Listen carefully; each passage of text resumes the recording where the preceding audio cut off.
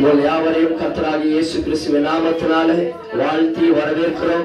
கர்த்தர் தாமே உங்களை ஆசீர்வதித்து வழி நடத்தி பாதுகாத்துக் கொள்வாராக. ஒரு ஆமென். ஹல்லேலூயா. சந்தோஷமா இருக்கிற ஒரு சத்தமா ஒரு ஹல்லேலூயா சொல்லுங்க. ஹல்லேலூயா. கர்த்தர் நம்மோடு இருக்கிறார். ஆமென். ஹல்லேலூயா. கர்த்தர் நம்மோடு இருக்கிறார். சொல்லுங்க, கர்த்தர் நம்மோடு இருக்கிறார். நம்ம அவர் கைவிட மாட்டார். ஒரு ஆமென். ஹல்லேலூயா. பக்கத்துல கை பிடிச்சு சொல்லுங்க, கலங்காதீங்க. சொல்லுங்க, கலங்காதீங்க, கர்த்தர் உன்னோடு இருக்கிறார். நல்ல வாயத்திலிருந்து சொல்லுங்க பக்கத்துல, கலங்காதீங்க, கர்த்தர் உன்னோடு இருக்கிறார். ஒரு ஆமென். ஹல்லேலூயா. கர்த்தர் பார்த்து கொள்வார். ஒரு ஆமென். எதற்காக கலங்கி கொண்டிருக்கிறீங்களோ, எதற்காக சோர்ந்து போயிருக்கிறீங்களோ, எதற்காக நீங்க ரொம்ப திகைத்து போயிருக்கிறீங்களோ, கர்த்தர் உன்னோடு இருக்கிறார். ஒரு ஆமென். ஹல்லேலூயா. நிறைய நேரத்தில் நமக்கு ஒரு குழப்பம், ஒரு கேள்வி வரலாம். ஏன் ஆண்டவரே இந்த பிரச்சனை எனக்கு? ஏன் ஆண்டவரே இந்த போராட்டம் எனக்கு? ஏன் ஆண்டவரே இந்த கஷ்டம் எனக்கு? ஏன் ஆண்டவரே இந்த வேதனை எனக்கு? ஏன் ஆண்டவரே இந்த வலி எனக்கு? ஏன் ஆண்டவரே எனக்கு மட்டும்தான் ஏன் ஆண்டவரே என்று நிறைய நேரத்தில் நமக்கு ஒரு கேள்வி. நிறைய பேர் ஆண்டவரை தேடுகிறவர்களுக்கு, ஆண்டவரே உண்மையாதான் உண்மை தேடுறேனே, வாழ்க்கையில் ஆண்டவரே நான் எப்படியோ இருந்தேன், இன்னைக்கு இப்படியா இருக்கிறேனே, என் வாழ்க்கை இப்படிப்பட்ட ஒரு நெருக்கங்கள், போராட்டங்கள், ஒரு வனாந்தரத்தின் வழியாய் ஒரு மரண பாதையில நான் நடந்து கொண்டிருக்கிறேன். கர்த்தாவே, என் வாழ்க்கையில ஒரு மாற்றம் வராதா? என் வாழ்க்கையில இருந்து அந்த ஒரு மரண பாதையிலிருந்து விடிவு வராதா? யாரா என்னால காப்பாற்ற முடியல ஆண்டவரே? நீரும் அமைதியா இருக்கிறீங்களே, இந்த போராட்டத்தில் கர்த்தர் என்னோடு இருக்கிறாரா இல்லையா என்று அதே நேரத்தில் ஒரு குழப்பங்கள், ஒரு கேள்வி நம்ம வாழ்க்கையில் இருக்கிறது. ஒரு ஆமென். ஹல்லேலூயா. அதற்கான கர்த்தர் இன்றைக்கு நமக்கு கொடுத்த ஒரு வார்த்தை. கடந்த வாரத்தில் ஆண்டவர் நமக்கு அந்த வார்த்தையை கொடுத்தார். ஆனா ஆண்டவர் அன்னைக்கு பேசின வார்த்தைகளுக்காக இதை நான் அன்னைக்கு பிரசங்கிக்கல. இன்றைக்கு அதை நம்ம கேட்கலாம். நாம் தொடர்ந்து தியானிக்கிற தலைப்பிலிருந்து அதை எடுத்துக்கொள்கிறேன். சங்கீதம் 23:5 என் சத்துருக்களுக்கு முன்பாக நீர் எனக்கு ஒரு பந்தி ஆயத்தப்படுத்தி என் தலை எண்ணெயினால் அபிஷேகம் பண்ணுகிறீர், என் பாத்திரம் நிரம்பி வழிகிறது. ஒரு ஆமென் சொல்லுங்க. ஹல்லேலூயா. சொல்லுங்க, பாருங்க, கவனிங்க எல்லாம். ஆமென். ஹல்லேலூயா. என் பாத்திரம் நிரம்பி வழியும், மை கப் ரன்னத் ஓவர். அதுல ஒரு 2 வாரமா பார்த்தோம். My cup runneth over with blessing. என் பாத்திரம் ஆசீர்வாதத்தினால் நிரம்பி வழியும். ஒரு ஆமென். ஹல்லேலூயா. சொல்லுங்க, பக்கத்துல கையை பிடிச்சு, என் பாத்திரம் ஆசீர்வாதத்தினால் நிரம்பி வழியும். ஒரு ஆமென். ஹல்லேலூயா. My cup runneth over with blessing. ஒரு ஆமென். ஹல்லேலூயா. ஆசீர்வாதம்னா கர்த்தர் நமக்கு சகலவித காரியங்களிலும் நம்மளை உயர்த்தி வைத்திருப்பார். ஒரு ஆமென் சொல்லுங்க. ஹல்லேலூயா. அப்போ ஆசீர்வாதம் எப்ப நம்ம பார்க்க முடியும்? நம்ம தொடர்ந்து அதை தியானிக்கிறோம். ஆனா எனக்கு ஆசீர்வாதம் வாழ்க்கையில் இல்ல. நெருக்கத்துல போய் கொண்டிருக்கிற, வியாதியில போய் கொண்டிருக்கிற, கடன் பிரச்சனை வாழ்ந்து கொண்டிருக்கிற, உபத்திரத்துல வாழ்ந்து கொண்டிருக்கிற, அதனால கர்த்தர் சொல்ற ஆசீர்வாதத்தினால் நிரப்புவேன் என்று. எப்ப தெரியுமா? சில காரியங்கள் நாம் கடக்கும் போதுதான் நம்ம ஆசீர்வாதத்தை பெற்றுக் கொள்ள முடியும். ஆமென். ஹல்லேலூயா. இஸ்ரவேல் ஜனங்கள் எகிப்தை விட்டு புறப்படும் பொழுது அவர்கள் புறப்பட்டு நேரா கர்த்தர் அவர்களை உடனே வனாந்தரத்துக்கு அனுமதிக்காமல் கானானுக்கு அவர்களை கொண்டு போய் சேர்க்கவில்லை.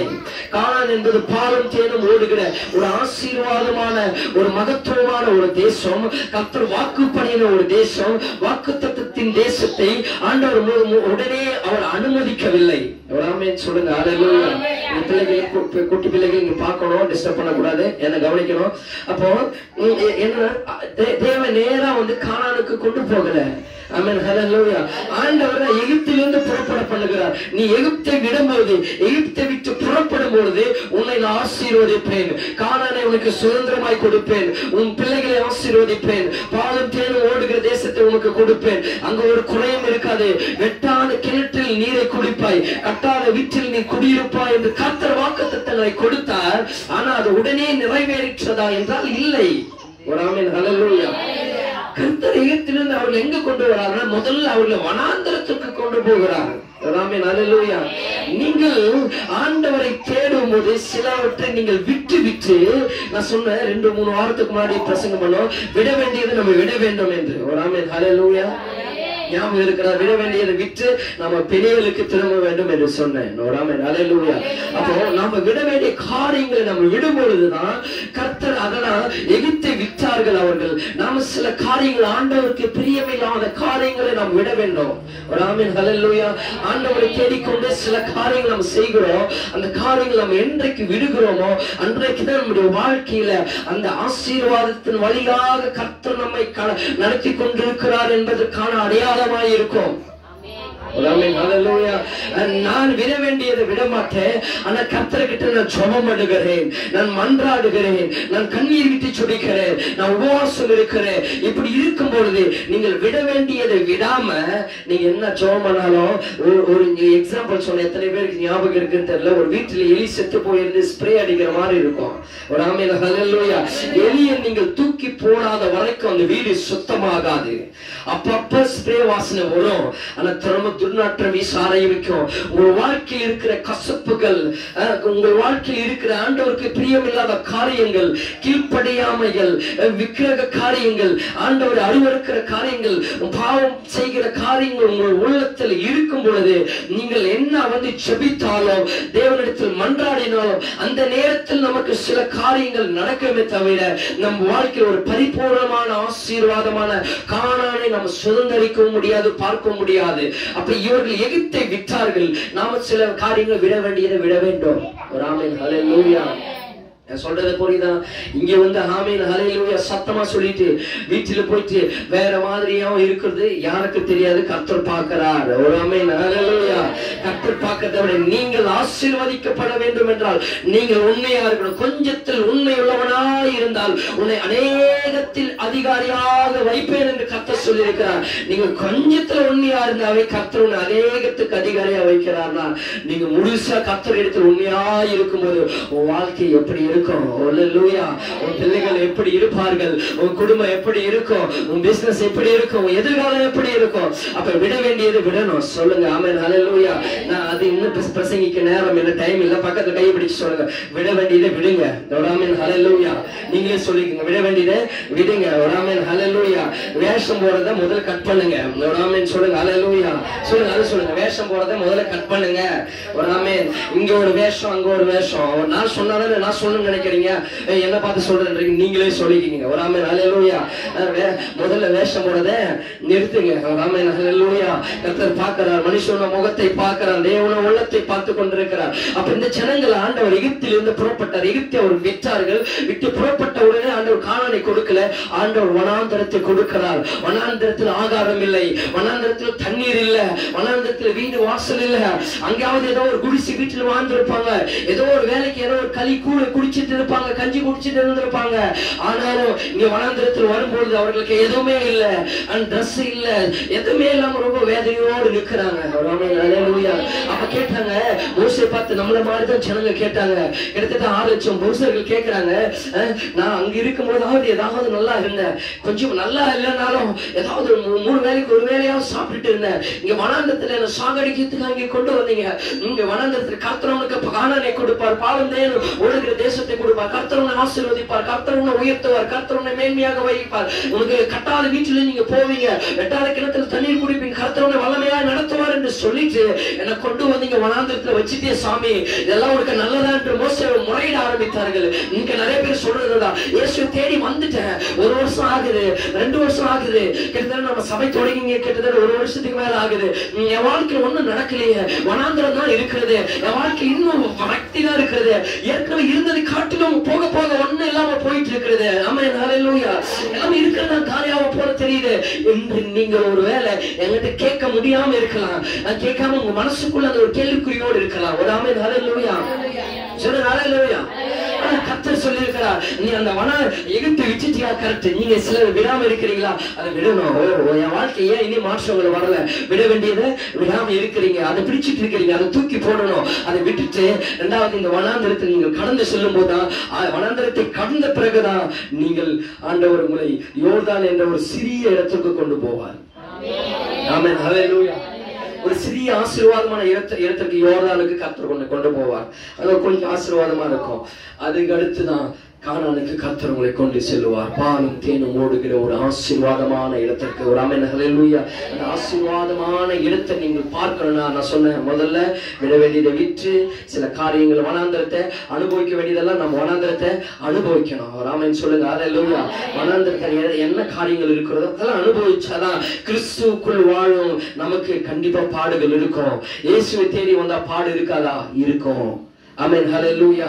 சோதனை இருக்காதா? இருக்கும். பிரச்சனை இருக்காதா? இருக்கும். உபத்திரம் இருக்காதா? இருக்கும். கஷ்டம் இருக்காதா? இருக்கும். எல்லாமே இருக்கும். ஆமென் ஹல்லேலூயா.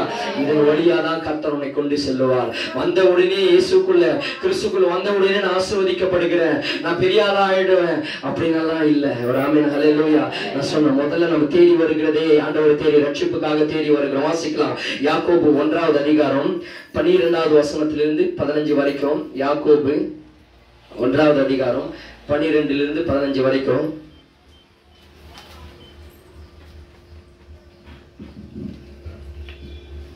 சரி நான் படிக்கிறேன். சோதனையை சகிக்கிற மனுஷன் பாக்கியவான். ஒரு ஆமென் சொல்லுங்க ஹல்லேலூயா. சோதனையை சகிக்கிற மனுஷன் பாக்கியவான், அவன் உத்தமன் என்று விளங்கின பின்பு கர்த்தர் தம்மிடத்தில் அன்பு கூறுகிறவர்களுக்கு வாக்குத்தத்தம் பண்ணின ஜீவ கிரீடத்தை பெறுவான். சொல்லுங்க ஒரு ஹல்லேலூயா. சொல்றது விளங்குதா? புரியுதா? சோதனையை சகிக்கிற மனுஷன் பாக்கியவான். இன்னைக்கு தலைப்பு அதுதான். என்ன பிளெஸிங், ஆசீர்வாதம். என் பாத்திரம் ஆசீர்வாதத்தினால் நிரம்பி வழின்னு சொல்லிட்டீங்க. ஆனா சோதனையை சகிக்கிற மனுஷன் பாக்கியவான் என்று சொல்றீங்கன்னா பாக்கியவான்னா வேற எதுவும் கிடையாது, ஆசீர்வதிக்கப்பட்டவர்கள். ஒரு ஆமென் ஹல்லேலூயா. பாக்கியவான்னா ஆசீர்வதிக்கப்பட்டவர்கள். அதான் சொன்ன உன் பாத்திரம் ஆசீர்வாதத்தினால நிரம்பி வழியும். அப்போ யார் பாக்கியவான், யார் ஆசீர்வதிக்கப்பட்டவனா? சோதனையை சகிக்கிறவர்கள். ஒரு ஆமென் ஹல்லேலூயா. சொல்லுங்க யாரு? சோதனையை சகிக்கிறவர்கள். அந்த ஃபேன் போடுங்க. சோதனை சகிக்கிறவர்கள். ஆசீர்வதிக்கப்பட்டவர்கள் யாருன்னா சோதனையை எல்லாருக்கும் சோதனை வரும். 2 பீப்புளுக்கு சோதனை வரும். 2 பேருக்கு சோதனை வரும். 2 பேர் சோதனையை ஏற்றுக்கொள்வாங்களா? இல்ல எல்லாருக்கும் சோதனை வரும். இப்படி சொல்றேன், எல்லாருக்குமே சோதனை வரும். 2 பேர் இருக்கிறாங்க. இதுல ஒருவன் என்ன பண்றான்? அந்த சோதனையை அது என்ன பண்ணுவான்? சகிக்க மாட்டான். ஆமென் ஹல்லேலூயா. அந்த சோதனையில என்ன பண்ணுவான்? திடீர்னு அதை சகித்து வாழ முடியாம அதுல வேற மாதிரி தாறுமாறா போயிடுவாங்க. சிலர் பார்த்தீங்கன்னா குடிப்பழக்கத்துக்கு அடிமையாகிறது. எனக்கு ஏன் குடிச்சிட்டு வந்தேன், எனக்கு ரொம்ப வேதனையா இருக்கிறது, ரொம்ப சோதனையா இருக்கிறது, கஷ்டமா இருக்கிறது, அதனால என்ன பண்ணுவான்? குடிப்பழக்கம் இல்லாதவன் என்ன பண்ணுவான்? குடிக்க போயிடுவான். சிலர் என்ன பண்ணுவாங்க? எனக்கு கடன் பிரச்சனை அதிகமாயிடுச்சு, வேதனை அதிகமாயிடுச்சு, கஷ்டங்கள் அதிகமாயிடுச்சு, நெருக்கங்கள் அதிகமாயிடுச்சு, சோதனை அதிகமாயிடுச்சுன்னு என்ன பண்ணுவான்? அவன் தன்னை தானே மாண்டு கொண்டு தற்கொலை செய்து கொள்வான். ஆமென் ஹல்லேலூயா. இப்படி 2 கேட்டகரி இருக்குது. ஒருவன் என்ன பண்ணுவான்? அந்த சோதனையை அவன் ஏற்றுக்கொள்ள முடியாம, அதை ஏற்றுக்கொள்ள மனசு இல்லாம பயந்து, ஐயோ எப்படி ஆகுமோ, என்ன நடக்குமோ, எவ்வளவு பெரிய பிரச்சனை வந்துருச்சு, எவ்வளவு பெரிய போராட்டம் வந்துருச்சு அப்படின்ட்டு என்ன பண்ணுவாங்கன்னா தன்னை தானே மாண்டு கொள்ளுகிறார்கள். இப்ப ஒண்ணு சொல்லணும்னா நமக்கு கொரோனா நமக்கு தெரியும், எல்லாருக்குமே தெரியும். கொரோனா ஒரு 5 வருஷங்கள 2018-19 கொரோனா வந்துச்சு. கொரோனா வரும்போது அன்னைக்குல இருந்து இன்னைக்கு வரைக்கும் எல்லாரும் உயிரோடு இருக்குமா? இருக்கிறோம். ஒரு ஆமென் ஹல்லேலூயா. அதுல சகிக்க வேண்டியதெல்லாம் சகிச்சோம். இதுல சகிக்காத சிலர் என்ன பண்ணாங்க தெரியுமா? சூசைட் பண்ணிட்டாங்க பயந்துட்டு. கொரோனா வந்துச்சுன்னு சொன்னாங்க, ஐயோ அவன் தான் செத்துருவோம்னு சொல்லி நிறைய பேர் சூசைட் பண்ணி தற்கொலை பண்ணிக்கிட்டாங்க. ஏன்னா அதை அவங்களை சகிக்க முடியல. அதை மேற்கொண்டு தைரியமாய் வந்தவர்கள் என்ன பண்ணாங்க? அதுல இருந்து மீண்டு இன்னைக்கு ஜீவனோடு இன்னைக்கு வரைக்கும் இருக்கிறாங்க. அவர் உதாரணமா சொல்ற. அதே போல சில காரியங்கள், சில சோதனைகள் நம்ம வாழ்க்கையில் நேரிடும் போது, நடக்கும் பொழுது அதை நாம் சகித்துக் கொள்ளும் பொழுதுதான் நாம் ஆசீர்வாதத்தை பெற முடியும். சோதனை என்பது வனாந்தரம். ஒரு ஆமென் ஹல்லேலூயா. இந்த வனாந்தரத்தை நீங்கள் கடந்தால்தான், இந்த வனாந்தரத்தை நீங்கள் சகித்தால்தான் நீங்கள் கானானுக்குள் பிரவேசிக்க முடியும். பாலும் தேனும் ஓடுகிற கானானுக்குள் பிரவேசிக்க முடியும். ஆசீர்வாதமான கானானுக்குள் நீங்கள் எப்பொழுது பிரவேசிப்பீர்கள் என்றால், நீங்கள் இந்த சோதனையை சகிக்கும் பொழுதுதான், இந்த சோதனை கடக்கும் பொழுதுதான். இந்த சோதனை வரும் பொழுது நான் இந்த சோதனையை என்னால சகிக்க முடியல, இந்த சோதனையை விட்டு என்னால போக முடியல, இந்த சோதனையில வேண்டாம். நிறைய பேர் இயேசுக்குள் எகிப்திலிருந்து ஆண்டவர் கொண்டு வராரு. அவங்க கொண்டு வந்த வனாந்தரத்துக்கு வந்து நிறைய பேர் முறுமுறுக்க ஆரம்பித்தது போல இன்னைக்கு எத்தனையோ பேர் ஆண்டவர் ஏற்றுக்கொண்டு இந்த பிரச்சனைகள் வரும் பொழுது, போராட்டங்கள் வரும்போது, நெருக்கங்கள் வரும்போது, கஷ்டங்கள் வரும்போது, மற்ற காரியங்கள் அநேகமாய் நடக்கும் பொழுது இவர்கள் என்ன செய்கிறார்கள் என்றால் இயேசுவை மறுதலித்து விடுகிறது, இல்ல தேவனை புறக்கணித்து விட்டு தேவனை தேடாமல் ஆண்டவரை தேடும் போது நிறைய பேருக்கு ஒரு கேள்வி, என்னுடைய வாழ்க்கையில் ஆரம்பத்தில் இந்த கேள்வி வந்தது. உங்களுக்கு எத்தனை பேருக்கு வந்ததே இல்லையே தெரியல. முன்னாடி நல்லா இருந்த மாதிரி இருக்கு, சர்ச்சுக்கு போக போக தான் பிரச்சனை அதிகமாகிற மாதிரி தெரியுது, கஷ்டங்கள் அதிகமாகிற மாதிரி தெரியுது, போராட்டம் அதிகமாகிற மாதிரி தெரியுது, பிசாசு அதிகமாய் நான் என் வாழ்க்கையில தலையிடுற மாதிரி தெரியுது. அப்ப இந்த கேள்வியெல்லாம் எனக்கு நிறைய வந்திருக்கிறது. உங்களுக்கு வந்திருக்கிறதா? என்னைக்காவது யோசிச்சிருக்கீங்களா? யாராவது யோசிச்சிருக்கீங்களா? அப்படி யோசிச்சிருந்தீங்கன்னா உண்மையாவே கர்த்தர் உங்களோடு கூட இடைப்படுறாருன்னு அர்த்தம். ஆமென், ஹல்லேலூயா. எனக்கு அந்த பிரச்சனை போராட்டம் எதுவுமே இல்லைன்னீங்கன்னா உண்மையா ஆண்டவருடைய அன்பும் கிருபையும் பிரசன்னங்களுக்குள்ள இல்லைன்னு அர்த்தம். ஆமென், ஹல்லேலூயா. சொல்லுங்க. அது கண்டிப்பா உண்மையாய் ஆண்டவரை தேடுறவங்களுக்கு கண்டிப்பா பாடுகள் உண்டு, உபத்திரம் உண்டு, போராட்டம் உண்டு. முந்தின காலத்துல இப்போ அதிகமா இருக்கும். அதுக்கு முன்னாடி உங்க கூட ஃப்ரெண்டா இருந்தவங்க இப்ப பார்த்தோன்னு வச்சுக்கோ, என்ன பண்ணுவானா உன்னை சபிக்க ஆரம்பிப்பான், உன்னை திட்ட ஆரம்பிப்பான். சம்பந்தம் இல்ல, என்னடா என் கூட தான் இன்னைக்கு என்ன பார்த்து ஒரு மாதிரி பேசுறானு, என்ன சண்டை போடுறானு, கூட சும்மா இருக்கிறனால உன்னை ஏற ஆரம்பிப்பான். அததான் என்ன அர்த்தம்னா கர்த்தர் உன்னை சோதனை வழியை அனுமதித்துக் கொண்டிருக்கிறார் என்ற அர்த்தம். உண்மையா நீ கர்த்தரை தேடிக் கொண்டிருக்கிற என்ற அர்த்தம். எனக்கு பிரச்சனை போராட்டம் எதுவுமே இல்லை, முன்ன எப்படி என்ன அப்படிதான் இருக்கிற பிரதர் அப்படின்னு சொன்னீங்கன்னா அவன் என்ன அர்த்தம்னா நீங்க உண்மையா கர்த்தர் உங்களை தேடல, கர்த்தருடைய அன்பு உங்க மேல இல்லை என்ற அர்த்தம். ஆமென், ஹல்லேலூயா. கிறிஸ்துவை தேடினவங்க எப்பவுமே நல்லா இருப்பாங்கன்னு அர்த்தம் இல்ல. இதெல்லாம் நீங்க கடந்தால்தான் உங்க வாழ்க்கையில நீங்கள் கானானை சுதந்தரிக்க முடியும். இந்த வசனம் சோதனை என்ற வனாந்தரத்தை நீங்கள் கடக்கும் பொழுதுதான் உங்க வாழ்க்கையில ஆசீர்வாதம் என்கிற ஒரு கானான் தேசத்தை நீங்கள் சுதந்தரிக்க முடியும். ஹல்லேலூயா. புரியுது? ஹல்லேலூயா. எனக்கு தெரிஞ்சு எத்தனையோ பேர் என் கூட வந்தாங்க, இன்னைக்கு எத்தனையோ பேர் இல்லாம போயிட்டாங்க. ஞானஸ்தானம் எடுத்துவெல்லாம் இன்னைக்கு இல்ல. காரணம் அந்த வனாந்தரத்தை அவர்களால் சகித்துக் கொள்ள முடியவில்லை. நான் சர்ச்சுக்கு இப்ப சிலருக்கு என்ன தெரியும் கேள்வி, நிறைய பேர் ஆரம்ப நாட்களில ஊழியம் பண்ணும் போது ஜெபம் பண்ணும் போது அசுத்த ஆவிகள் புறப்பட்டு போகும். அப்ப அவங்களுக்குள்ள ஒரு எண்ணம் வரும், அங்க போன அசுத்த ஆவியெல்லாம் போதே கிறிஸ்டோ சைலண்டர், அங்க போன அசுத்த ஆவிகள் எல்லாம் போதே என்ற ஒரு எண்ணம் அவங்களுக்குள்ள வரதுனால சபைக்கு வரதை நின்று விட்டார்கள். காரணம் என்னன்னா அது அவங்களால சகிக்க முடியல, அங்க போன விடுதலையை பெற்றுக் கொள்கிறார் என்பது அவங்களுக்கு தெரியல. ஒரு ஆமென் சொல்லுங்க. ஹல்லேலூயா. அதுக்கு அடையாளமா நான் ஒரு ரூத் புத்தகம் 1வது அதிகாரத்துல 1-7 வரைக்கும், ரூத் புத்தகம் 1வது அதிகாரம் 1-7 வரைக்கும். நியாயாதிபதிகள் நியாயம் விசாரித்து வரும் நாட்களில் தேசத்திலே பஞ்சம் உண்டாயிற்று. அப்போது யூதாவில் உள்ள பெத்லகேம் ஊராளாகிய ஒரு மனுஷன் தன் மனைவியோடும் 2 குமாரரோடும் கூட மோவாப் தேசத்திலே போய் சஞ்சரித்தான். அந்த மனுஷனுடைய பேர் எலிமெலேக், அவன் மனைவியின் பேர் நகோமி. அவனுடைய 2 குமாரரில் ஒருவன் பேர் மக்லோன், மற்றொருவன் பேர் கிலியோன். யூதாவில் உள்ள பெத்லகேம் ஊராகிய எபிராத்தாராகிய அவர்கள் மோவாப் தேசத்திற்கு போய் அங்கே இறந்து விட்டார்கள்.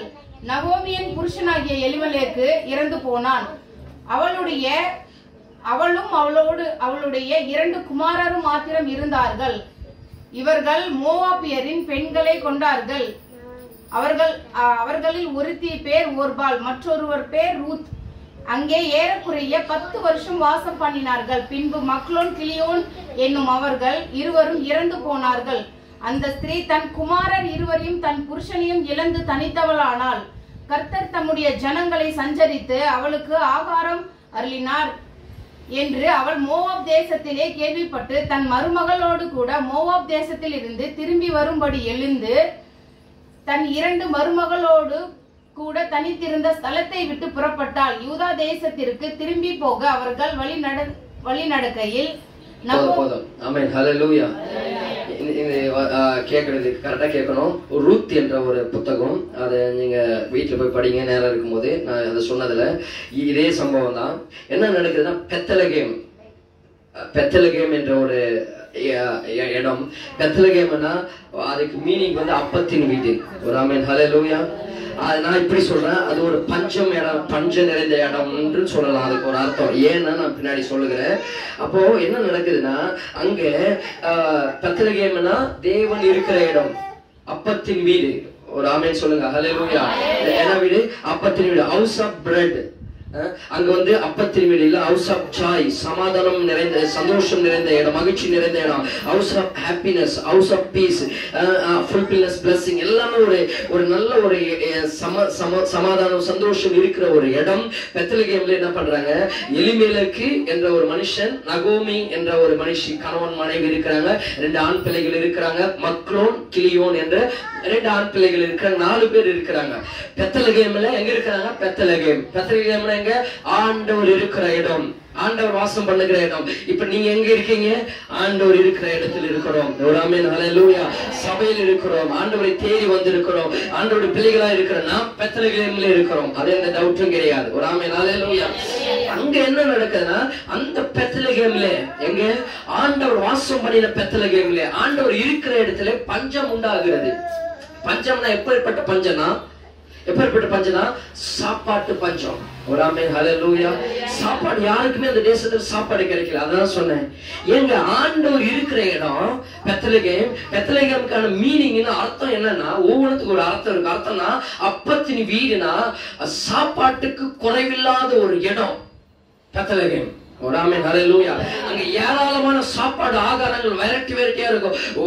எத்தனை பேர் லட்சங்கள் வந்தாலும் அங்க சாப்பிடுற அளவுக்கு ஆண்டவர் ஒரு வீட்டு, அது ஒரு பண்ணை போல வச்சிருக்கிறாரு. ஒரு ஆமென். ஹல்லேலூயா. அந்த அளவுக்கு ஒரு சாப்பாடு நிறைந்த இடத்திலேயே என்ன ஏற்படுது? பஞ்சம் ஏற்படுகிறது. பஞ்சம், சாப்பாட்டு பஞ்சம். அது எங்க ஏற்படுகிறது? ஆண்டவர் இருக்கிற இடத்துல. இவர்கள் என்ன செய்தார்கள் தெரியுமா? உடனே பஞ்சம் ஏற்பட்ட உடனே, இந்த வனாந்தரம் வந்த உடனே, நெருக்கங்கள் வந்த உடனே, போராட்டங்கள் வந்த உடனே இவர்கள் என்ன செய்தார்கள் என்றால், இந்த எலிமெலக்கு நகோமி 2 மகன்களை கூப்பிட்டு கொண்டு என்ன பண்றாங்க? மோவாப் என்ற ஒரு தேசத்திற்கு புறப்பட்டு போகிறார்கள். அங்கு ஆகாரம் இருக்கும் என்ற மோவாப் தேசத்திற்கு போகிறார். மோவாப் என்பது தேவன் வாசம் பண்ணாத ஒரு இடம். மோவாப் என்பது பாவம் நிறைந்த இடம். மோவாப் என்பது ஒரு விக்கிரக கோட்டை. மோவாப் என்பது தேவன் ஒரு அருவருக்கிற ஒரு இடம். மோவாப் என்பது தேவன் வாசம் பண்ணாத ஒரு இடத்திற்கு போறாங்க. எதுக்காக போறாங்க? சாப்பாட்டுக்காக, வயிற்று பிழப்புக்காக. ஆண்டவர் இருக்கிற இடத்தை விட்டு ஆண்டவர் இல்லாத ஒரு இடத்திற்கு போகிறார்கள். அவர்கள் புதிய ஆட்கள் அல்ல, ஆண்டவருடைய பிள்ளைகள். ஆண்டவர் அந்த இடத்துல எத்தனையோ வருஷம் நல்லா போஷித்திருப்பாரு. திடீர்னு ஒரு பஞ்ச நெருக்கடி வரும்போது என்ன பண்றாங்க? அவங்க மோவாப் தேசத்துக்கு போறாங்க. அங்க போன உடனே அவங்க செய்யற காரியம் இன்னொன்னு என்ன தெரியுமா? அங்கேயே பெண் எடுக்கிறாங்க. ஒரு ஆமென். ஹல்லேலூயா. முதல்ல போனது தப்பு. ரெண்டாவது என்ன பண்றாங்க? அந்த இடத்துல பெண் எடுக்கிறாங்க. 2 பிள்ளைக்கு மோவாப் தேசத்துல பெண் எடுத்து, ஒர்பால் பெரியவனுக்கு, சின்னவனுக்கு ரூத், 2 பெண் எடுத்து கல்யாணம் பண்ணி வச்சுட்டாங்க. வச்சுட்டு 10 வருஷம் நல்லா இருக்கிறாங்க. 10 வருஷம் ஆண்டவர் இல்ல, 10 வருஷம் ஜபம் இல்ல, 10 வருஷம் ஆண்டவரை தேடுகிற உணர்வு இல்ல, 10 வருஷம் ஆண்டவரை மறந்து போனாங்க. நல்ல சந்தோஷமா இருக்காங்க. பைபிள் சொல்லுது 4வது வசனம், இவர்கள் மோவாபியரில் பெண் கொண்டார்கள். அவர்கள் ஒருத்தி பேர் ஒர்பால், மற்றவள் பேர் ரூத். அங்கே ஏறக்குறைய 10 வருஷம் வாசம் பண்ணினார்கள். 10 வருஷம் நல்ல சாப்பாடு, நல்ல ஆகாரம், சந்தோஷமா இருக்கிறாங்க. ஒரு ஆமென். ஹல்லேலூயா. ஆண்டவர் கிட்ட பெத்லகேம்ல இருந்திருந்தா சந்தோஷமா இருந்திருக்க முடியுமா? சொல்லுங்க. ஆண்டவர் கிட்ட இருந்திருக்க முடியுமா? முடியாது. கரெக்டா? முடியாதனாலதான் என்ன பண்ணாங்க? பெத்லகேமை விட்டுட்டு மோவாபுக்கு போனாங்க. மோவாபு 10 வருஷம் சந்தோஷமா இருந்தாங்க. 10 வருஷம் நல்லா சாப்பிட்டாங்க. அதுக்கடுத்து நடக்க ஆரம்பித்தது 5வது வருஷத்துல, பின்பு மக்லோன் கிளியோன் என்னும் அவர்கள் இருவரும் இறந்து போனார்கள். ஒரு ஆமென் சொல்லுங்க. அந்த ஸ்திரீ தன் குமாரர் இருவரையும் தன் புருஷனையும் இழந்து போனாள். ஹல்லேலூயா. ஆண்டவர் இல்லாம சந்தோஷமா இருந்தாங்க. நல்ல ஆகாரம் இருந்துச்சு, எல்லாமே இருந்துச்சு. ஆனா என்ன நடந்துச்சுன்னா 10 வருஷம் நல்லா போற மாதிரி தெரிஞ்சிச்சு. சிலர் அப்படிதான் நினைக்கிறாங்க. ஆண்டவர் கிட்ட வரும்போது போராட்டம், நெருக்கம், பிரச்சனைகள், கஷ்டங்கள் வருதுன்னு சொல்லிட்டு ஆண்டவர் விட்டு தூரம் போகும்போது கொஞ்சம் நல்லா இருக்கிற மாதிரி தெரியும். ஒரு ஆமென் சொல்லுங்களேன்.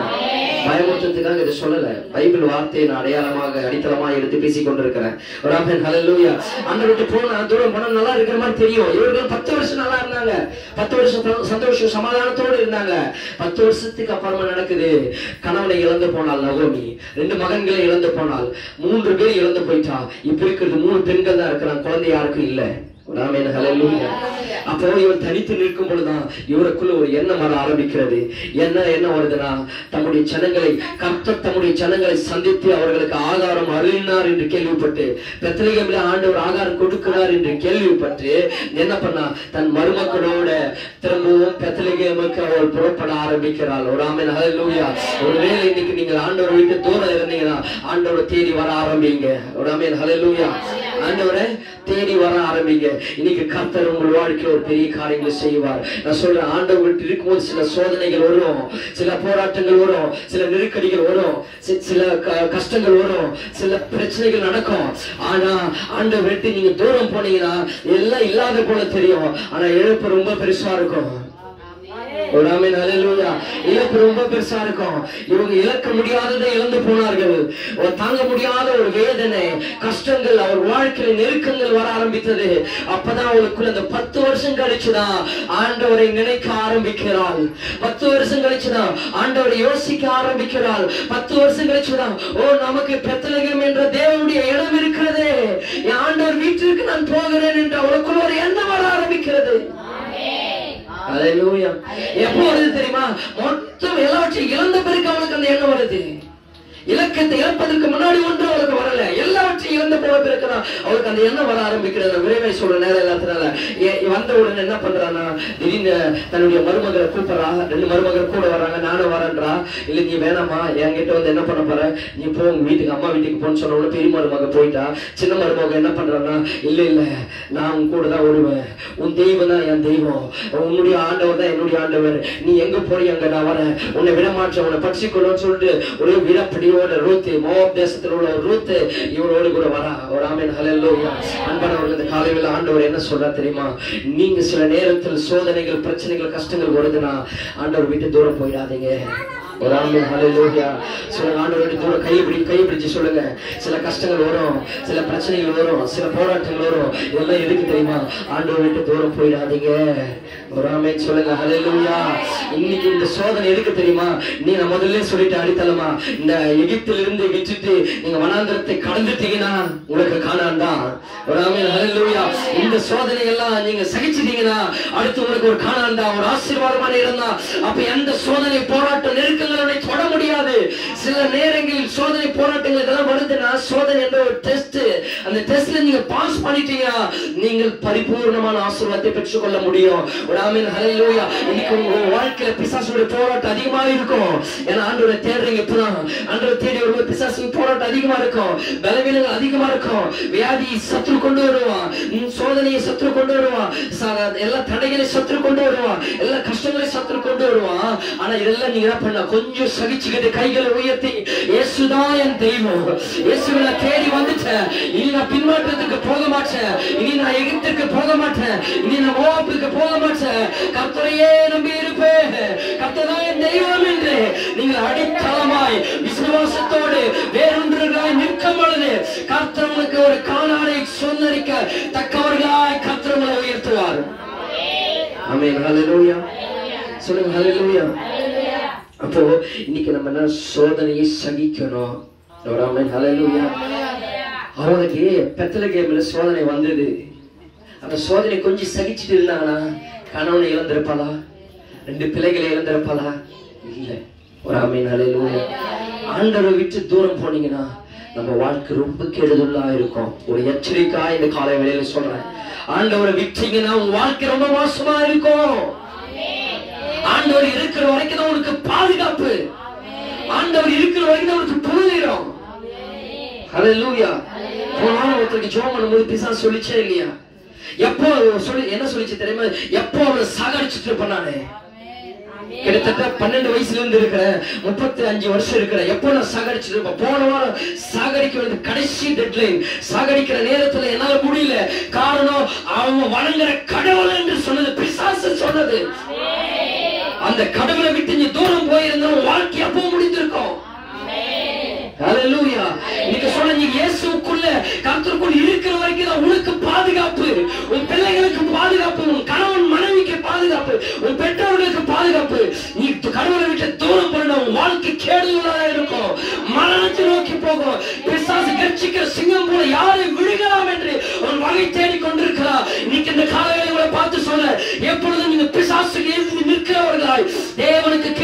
உள்ளவர்களாய் தேவனுடைய சத்தத்தை கேட்டு தேவனுக்கென்று உண்மையுள்ள உத்தமமுள்ள விசுவாசிகளாய் இயேசுவை உயர்த்தி கொண்டு எல்லா சோதனையிலும் வேதனையிலும் கண்ணீரிலும் கஷ்டத்திலும் போராட்டத்திலும் நெருக்கத்திலும் இயேசுவே என் தெய்வம், இயேசுவே என் ஆண்டவர் என்று உறுதியாய் தரித்து நிற்கும் போது பிசாசு உன்னை தொட முடியாது, பிசாசு ஜீவனை எடுக்க முடியாது, பிசாசு குடும்பத்தை தொட முடியாது. கர்த்தருடைய இரத்த கோட்டைக்குள்ள மூடிக்கொள்வார். ஹல்லேலூயா. நீ சொல்ற நீ செஞ்ச புண்ணியத்தால இன்னைக்கு நீ உயிரோடு இல்ல. என் ஆண்டவருடைய புகலிடத்துல அவருடைய பாதுகாப்பின் ஒரு பாதுகாப்பின் வளையத்திற்குள் நீ நிற்கிறதால உயிரோடு இருக்கிற. பிசாசு எப்போது முடிக்கணும்னு நினைச்சான், தாயின் கருவில் உருவானதுக்கு முன்னதாகவே உன்னை அவன் முடிக்கணும்னு நினைச்சான். தாயில ஒரு அவயங்கள் உருவானதுக்கு முன்னாடி உன்னை அழிக்கணும்னு நினைச்சான். எத்தனை முறை தீக்காயங்கள், எத்தனை முறை மரண வேதனைகள், இதெல்லாம் எத்தனை முறை வியாதி கொண்டு வந்த பிசாசு உன்னை அழிக்க வேண்டும் என்று.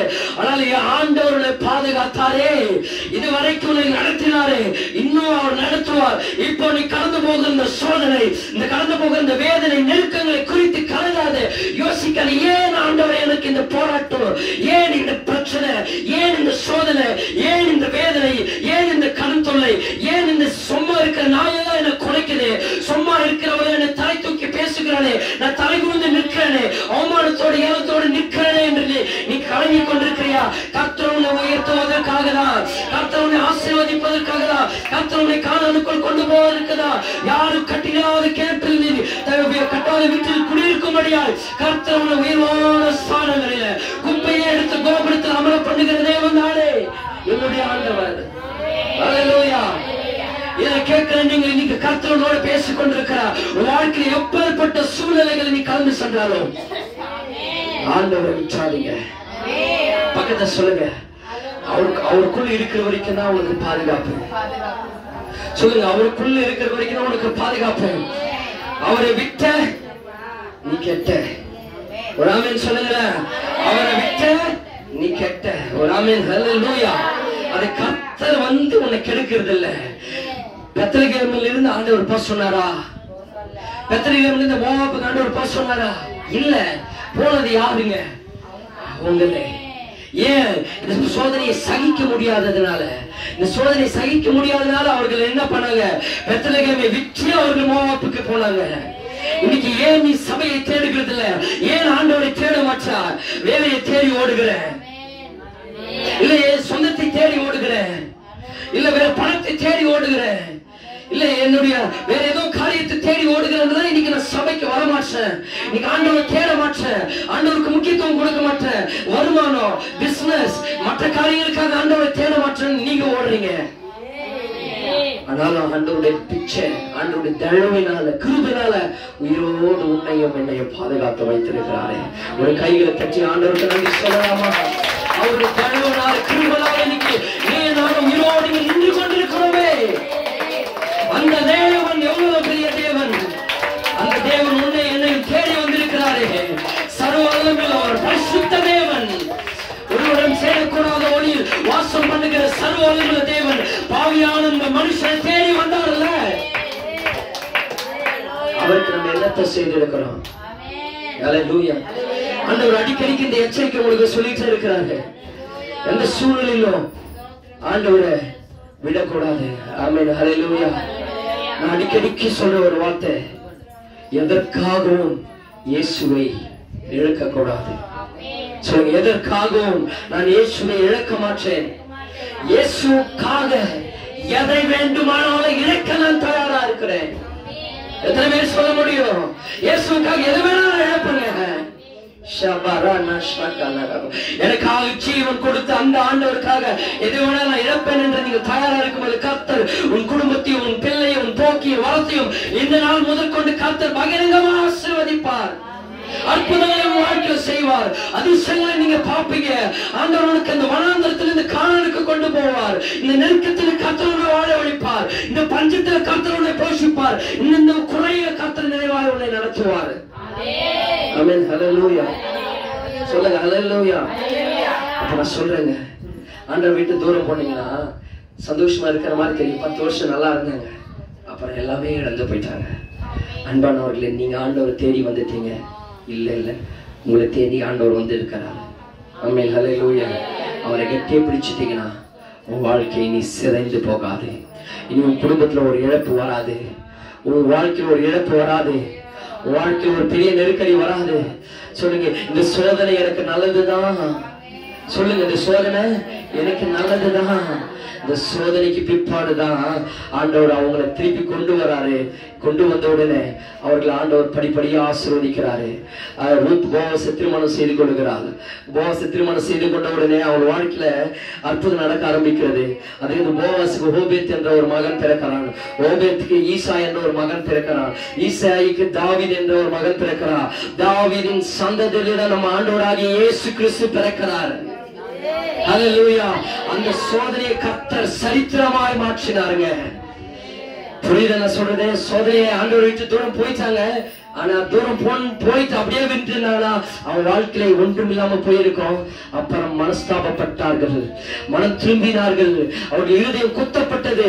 திரும்ப இயேசுவை தேடி வரும்போது, ஆண்டவர் தேடி வரும்போது அந்த சந்ததியிலே தான் நம்ம ஆண்டவராகிய இயேசு கிறிஸ்துவே பிறந்தார். இன்னைக்கு சொல்ற, ஒருவேளை ஆண்டவர் விட்டு தூரம் போயிருக்கீங்களா? ஜபத்துல தூரம் போயிருக்கீங்களா? விசுவாசத்துல தூரம் போயிருக்கிறீங்களா? இல்ல ஆண்டவர் மனிதனித்து விக்கிரகத்தை தேடி ஓடிக்கொண்டிருக்கிறீங்களா? இன்னைக்கு நீங்கள் மனம் திரும்பும் போது, நீங்க திரும்பி வரும்போது கர்த்தர் உன்னை அரவணைக்கிறார். கர்த்தர் உன்னை பெரிய சாட்சியாய், உன் குடும்பம், உன் கோத்திரம், உன் தூர் தேசங்கள் கண்டிராத உயர்வான மகத்துவங்களில் கர்த்தர் உன்னை கொண்டு போய் நிறுத்துவார். ஹல்லேலூயா. இளையகுமாரன் அப்படியே ரொம்ப தூரத்துக்கு ஆண்டவர் தகப்பனை விட்டு போயிட்டான். போனவன் வாழ்க்கை ரொம்ப கேடு உள்ளதா இருந்தது. அவன் திரும்ப தேடி வரும்போது, அப்பா கிட்ட வரும்போது, அப்பா அவகிட்ட போய் சொல்றான், என்ன ஒரு வேலைக்காரனா ஏற்றுக்கொள்ளுங்க என்று.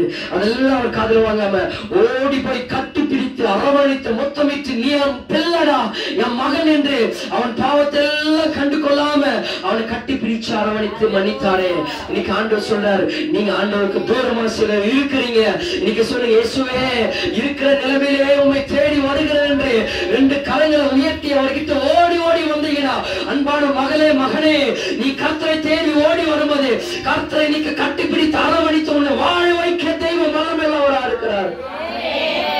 இதுவரைக்கும் என்ன பாவம் தப்புதல் செஞ்சிருந்தாலும், ஆண்டவருக்கு பிரியமில்லாத காரியங்கள் செஞ்சிருந்தாலும், இல்ல விக்கிரகத்தை தேடி ஓடி இருந்தாலும், மனுஷனை பிரியப்படுத்துவதற்காக என் தேவனை துக்கப்படுத்தியிருந்தாலும், இன்னைக்கு கர்த்தர் சொல்றார், உன் உள்ளத்தோட மனம் மாறும்போது, உன் இருதயத்தில் ஒரு சரியான ரட்சிப்படும் போது, திரும்ப நீ பெத்லகேமுக்கு திரும்புகின்ற ஒரு உணர்வு உனக்குள்ள வரும்போது கர்த்தர் உன்னை வாழ வைக்குவார். கர்த்தர் உன்னை உயர்த்துவார். வாழ்க்கையில் சரித்திரத்தை கர்த்தர் காண்பார். ஆமென், ஹல்லேலூயா. சொல்லுங்க, ஹல்லேலூயா. இப்ப சொல்லுங்க, இந்த சோதனை நல்லதுதான். இப்ப சொல்லுங்க, நான் போகிற இந்த வனாந்தரம், சொல்லுங்க, நான் போகிற இந்த வனாந்தரம் என்னை அழிக்காது. நான் சாவ மாட்டேன். சொல்லுங்க, என்னை அழிக்காது. இந்த வனாந்தரம் என்னை உருவாக்கும். ஆமென், ஹல்லேலூயா. நிறைய டைம் அடிக்கடிக்கு சொன்னலாம், கம்பளி புழு எத்தனை பேருக்கு தெரியும்? அருவருப்பா இருக்கும். அந்த கம்பளி புழு அது என்ன பண்ணனா, ஒரு மண்கூடு கட்டி ஒரு பட்டர்ஃபிளையாய் மாறும்போது எல்லா சோதனையும் அதை அனுபவிக்கும். ஒரு ஆமென், ஹல்லேலூயா. எல்லாவற்றையும் அது என்ன பண்ணனா, வேதனை, கஷ்டங்கள், போராட்டங்கள், நெருக்கங்கள்லாம் அதை அனுபவிச்ச பிறகுதான் நல்ல அழகான ஒரு பட்டாம்பூச்சி, வண்ணத்து பூச்சியை பட்டர்ஃபிளையாய் பறந்து வர ஆரம்பிக்கும். இன்னைக்கு நீங்கள் இவ்வளவு பாடுகள் வழியாய் போய்கிறீர்கள் என்றால், கஷ்டம், நெருக்கம், கடன், வேதனை, வியாதியோடு நீங்க கடந்து கொண்டிருக்கீங்கன்னா, நீங்க செய்ய வேண்டிய காரியம் கர்த்தரை பெற்று பிடித்துக் கொள்ளணும். சொல்லுங்க, பக்கத்து கையை நல்லா ஸ்ட்ராங்கா பிடிங்க, நல்லா கெட்டியா பிடிங்க. கர்த்தரை பிடித்துக் கொள்ளு, விட்டாத. ஆமென், ஹல்லேலூயா. அவரை விட்டாத, அவரை விடாத, அவரை விடாத. யாக்கோபு போல சொல்லுங்க, யாக்கோபு போல அவரை விடாத. கர்த்தர் உன் வாழ்வத்தை வாழ்வழியாய் மாற்றுவார்.